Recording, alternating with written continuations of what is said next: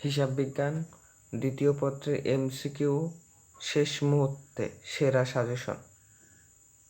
তো প্রথমত আমি যে কথাটা বলবো, আমরা যে বিভিন্ন ধরনের সোশ্যাল মিডিয়ায় যে বলছে 100টা টিক পড়লে 200টা টিক পড়লে এখান থেকে 25টা 30টা কমান পেয়ে যাবে, এমন না।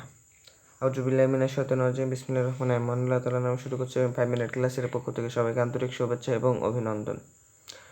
তো এমসিকিউ সেরা সাজেশন কিসের জন্য বললাম?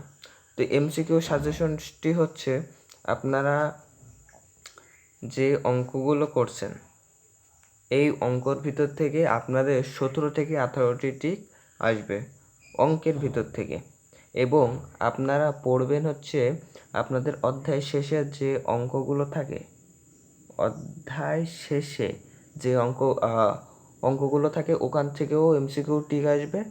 আর অধ্যায় শেষে যে এমসিকিউগুলো থাকে ওই যে 10, 12টা 15টা ওখান থেকে এমসিকিউ আসবে।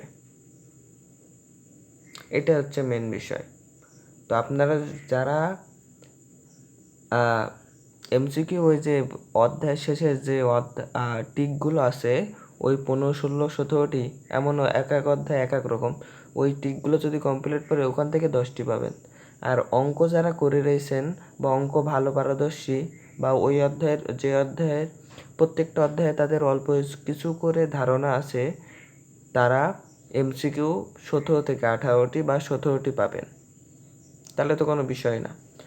তো আপনারা যদি অঙ্কের বিষয়ে যদি আপনি পারদর্শী না হন, তাহলে আমি বলছি ওই যে অধ্যায় শেষে যে এমসিকিউগুলো আছে ওই এমসিকিউগুলো পড়েন, ওখান থেকে কমান এসে যাবে।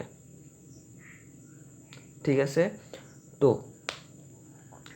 এই বিষয়টি নিয়ে খুব মনোযোগ দিয়ে, কারণ এমসিকিউতে যদি আপনার 10টি টিক যদি না হয় তাহলে আপনি কোনোভাবে পাস করতে পারবেন না। হ্যাঁ, কিছু সত্য আছে, ওই সত্য নিয়ে একটা কথা এখন আর ভিডিওতে বলতে পারছি না, আর একটা ভিডিওটি আছে, চাইলে আপনার দেখে নিতে পারেন।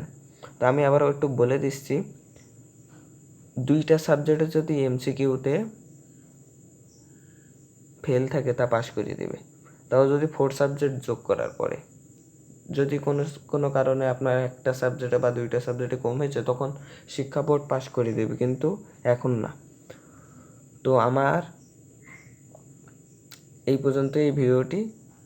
আমি যে কথাগুলো বললাম এই কথাগুলো যদি আপনারা বইয়ের পিছনে খরচ করেন বা এই বিষয়গুলো দেখে আলোচনা করে এবং পড়েন তাহলে কমন পাবেন ইনশাল্লাহ। আমার আজকের ভিডিওটি এই পর্যন্তই। তো চ্যানেলটি সাবস্ক্রাইব করে রাখবেন, লাইক শেয়ার কমেন্ট করুন। ধন্যবাদ।